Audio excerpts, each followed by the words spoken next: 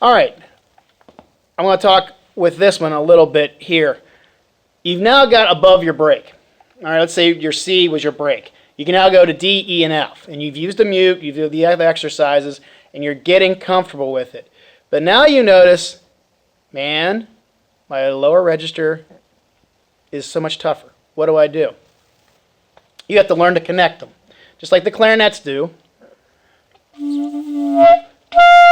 Sorry, dry read. Try again.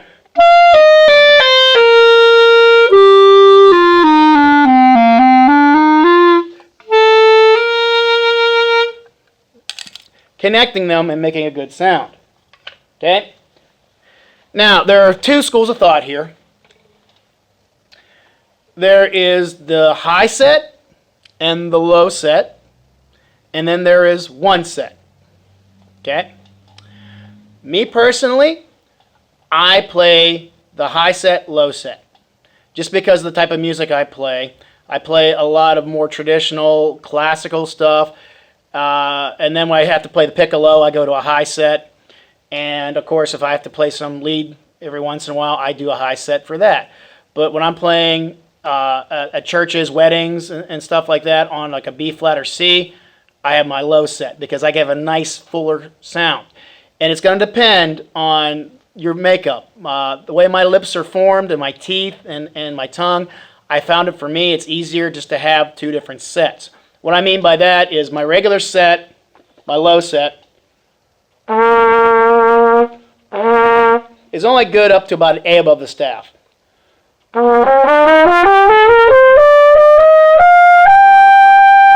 After that, it gets kind of E, okay? My high set can take me from A to double A with that, okay? But even when I have to play lead, sometimes I got to bark out a double A, and then all of a sudden I got to play F and G and A and whatever, G sharp in the staff. So I still have to be able to connect it. So even though I do have two sets, I'm not going to stop right during a lick from the double A and go down in there.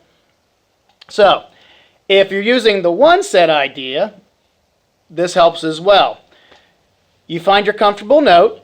Remember, for mine was like the C and the D.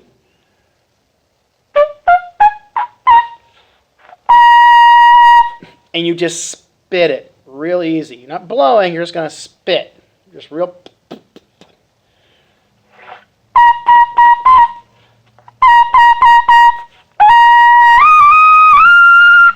Okay? Then from there, you just learn how to descend and relax. Because when you're up here, this is all set, ready to go. Go upstairs, and now you just learn to relax going downstairs.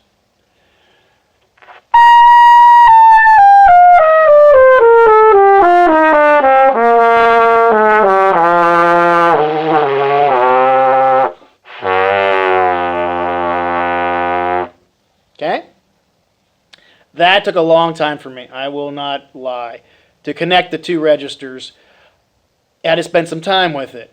Can you use the mute on it? I didn't. I used the mute for the upper register because when you put the mute in, again, you're going to get more resistance. You have to use more, but a different compression with it. So when I would descend,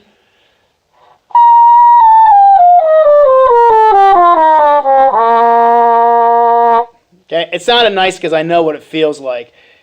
It was giving me too much feedback. So when I learned to connect the registers, at least descending by relaxing, I didn't use a mute. Okay?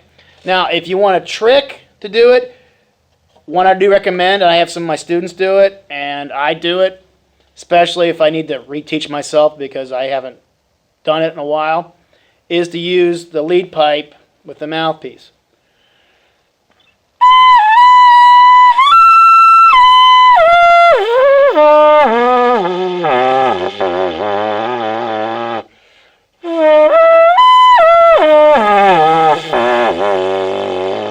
Okay?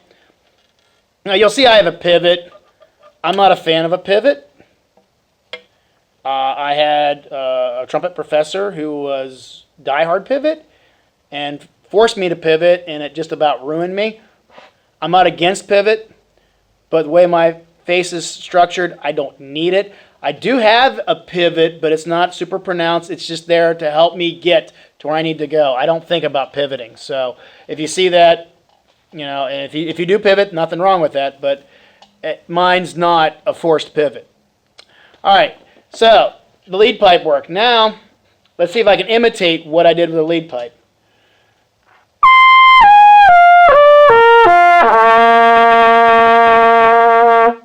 Now that's a nice low C, okay? But it's hard for me to play anything down there with that set, for me. Even though I can connect it, it's not where I would set to play low. But because I'm still set for high and I descended to low, guess what I can do? I can go back up to high fairly easy.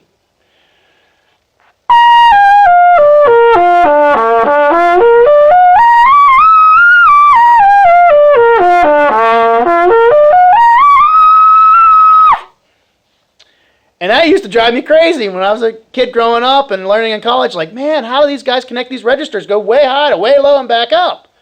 Because they have one setting. And they don't set at the low, they set at the high. Because you have to think about it physically. If you set low, you have to tense up to get high. Why not start high and relax? Okay? So, I hope that helps you with connecting them. The same thing. And I am so guilty of this. I'm sorry. Sorry, Mom. I'm sorry. When we look at music, look to see where your highest note is in the passage you're playing, or the phrase, or the etude. What's your highest note? Set your embouchure in your horn to your highest note. Or set a couple notes higher than the highest note. It's probably the best thing to do. That way everything you play is so relaxed. Because this is what I'm guilty of. Sorry, Mom. I set for the first note I see. Like in the Haydn, first movement, first note of the melody, E flat, concert, F,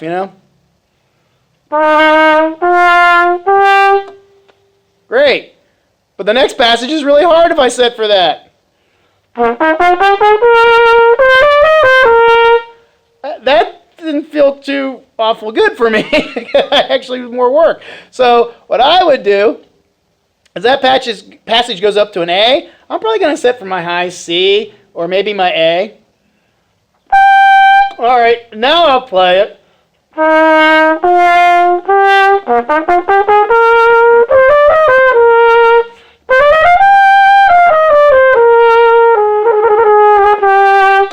Now the A came out real nice, and it was so.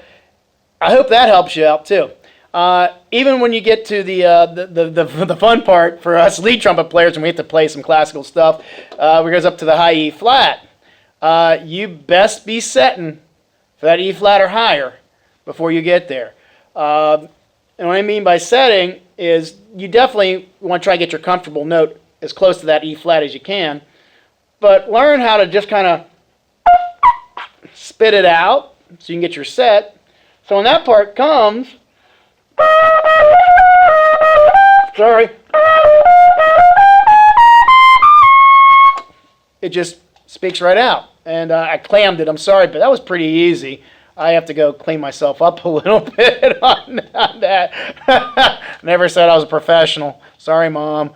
But I just want to share some ideas with you guys. I hope that gives you an idea or some ideas to use that's going to help you on this journey. And remember, it's a personalized journey. I do recommend taking notes with that. And I'll probably do a video on note-taking and how I do it with that, because I'm going to tell myself, I didn't play the trumpet for 10 years. And during those 10 years, I was doing archery, competing at the national level and such. And yeah, but some of those ideas are very relevant to playing an instrument, and that's where some of this stuff comes from. And also my years in drum and bugle corps. So, and I know this is driving some people crazy. I will, I promise. I'll explain this one sometime too with that. And that's about slotting and sound color, tone color, sorry. So, hope this works, guys.